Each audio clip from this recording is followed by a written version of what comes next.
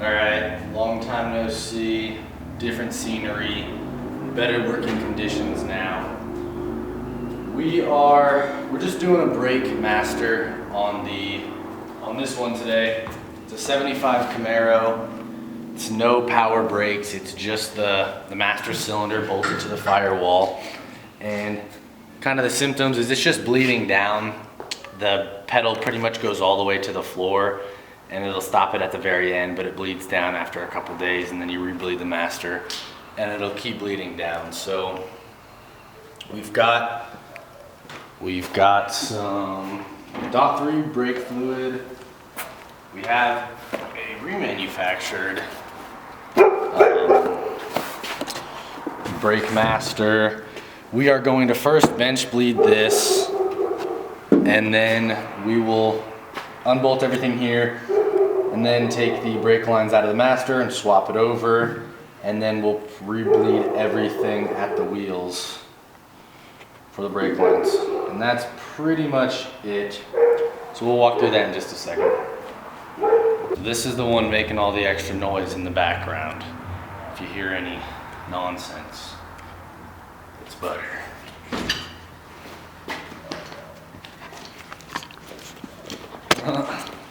All right, real quick rundown. It's a 75 Chevy Camaro, 350 with a 350 automatic, power steering, no air conditioning, 2-barrel carburetor,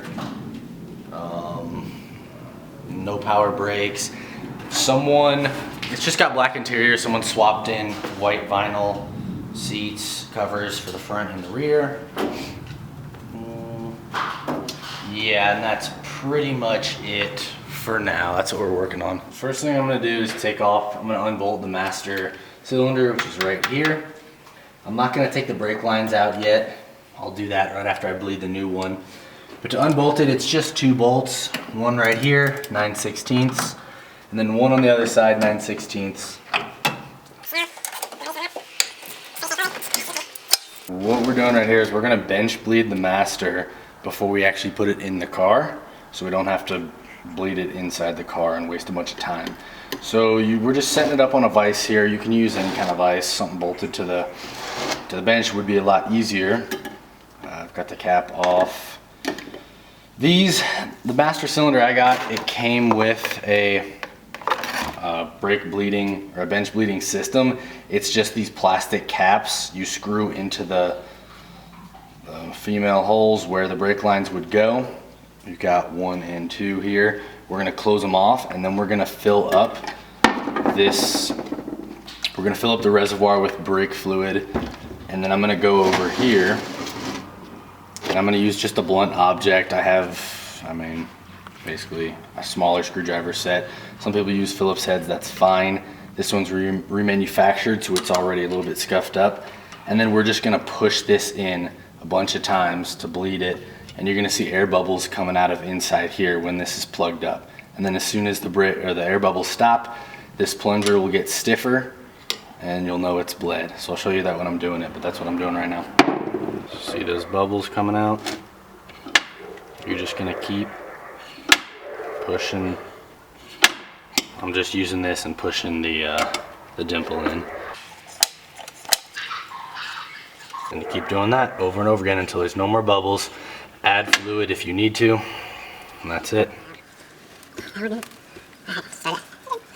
Alright, so you can see the fluid shooting up now, but we're not getting any more air bubbles. And you guys probably can't tell, but right down here, it's not going in near as much. It used to go in probably 1.5 inches. It's a lot stiffer, so we know that we've got it bench bled. We're gonna put the cap on, and we're gonna take it over to the car, and we'll unbolt everything on that end, and then we'll swap this in. These are 9/16. I have only metric size, what do you call them, line wrenches. So I've got a 14, but it won't fit on there, so I have a 9/16 open end wrench. And I was able to break them free without stripping anything. I would not recommend doing that. I would always recommend just getting a box end or a line wrench, which looks like this.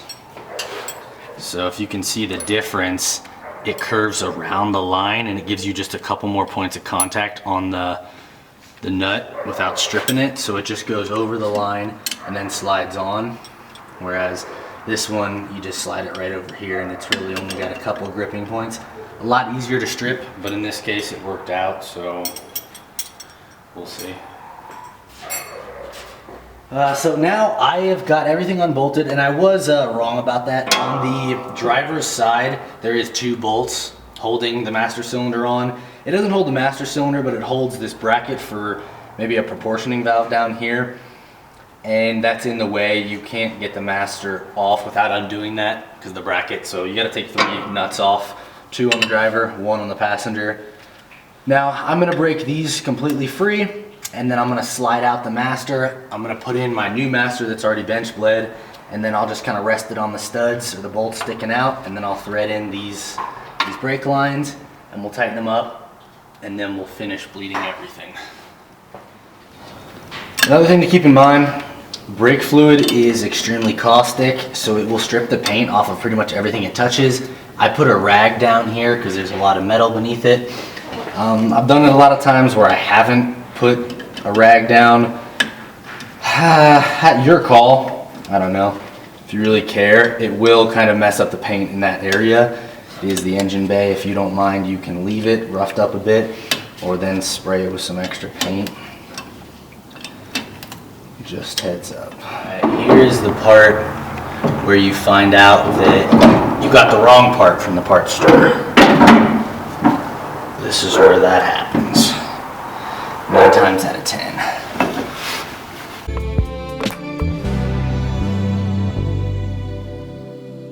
I'll put the 9/16 nuts back on to hold the master.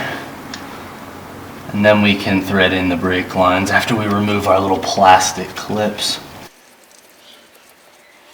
Keep in mind there is a gasket in between the firewall and the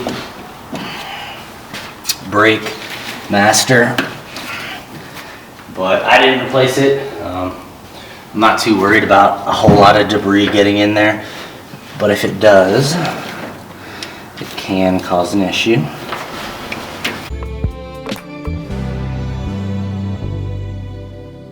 Now we're gonna bleed it. We've got everything bolted up. It's firmly secure. I'm gonna take this off again, and then we'll make sure we have fluid in here. Make sure we haven't lost too much. And then we're gonna bleed it at the master first, and then we'll bleed each wheel. So for the master, we already bench bled it, but I wanna make sure it's clear. So we're gonna use the 2-person method. I'm gonna have someone get in the car, pump the brakes 3 or 4 times, and then hold it where it is, kind of at the bottom, like all the way to the floor, hold it there. And then I'm going to crack this bleeder lefty-loosey and hopefully see just fluid come out. If air bubbles and fluid both come out of where the threads are, that means it's not bled yet and we need to keep bleeding that. And then, so I'm gonna crack it, look for the air bubbles, hopefully it's all solid, and then while they're still holding with their foot right where it is on the floor, not moving, then I'm gonna tighten it back up, and then they can let their foot off the brake. And you repeat that a couple times until you get no more air bubbles. Then we're gonna go to each wheel and do that.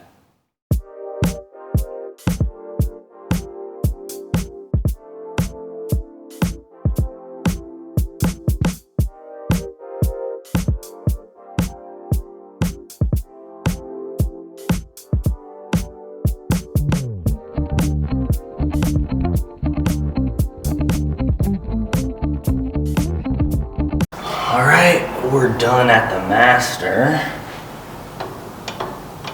And then one thing to make sure is always check your fluid level up top. As you're bleeding it, it's gonna drop down slowly, so just make sure you don't run it dry, because then you'll suck more air back into the system and have to start over.